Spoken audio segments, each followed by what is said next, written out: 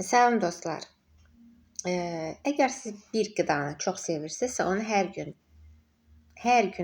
eyni qidanı yemək düzgün deyil. Yəni, məsələn, bəzi insanlar hansısa bir qidanı sevir və çalışır ki, onu hər gün yesin.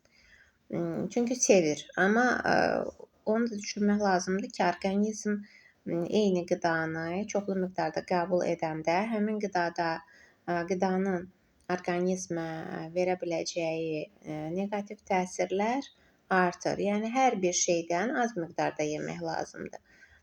Məsələn, tutaq ki, siz mandarin çox sevirsiniz, naringi yəni. Azərbaycan dilində naringi.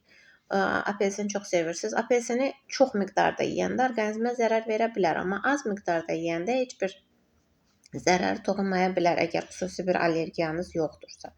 Ya da məsələn, hərəsindən biraz yeyəndə bu orqanizmə daha çox fayda göstərir. Nəinki siz birdən-birə məsələn çoxlu 1 kilo, yarım kilo, nə bilim, çoxlu miqdarda eyni meyvədən yeyəsiniz. O yaxşı deyil.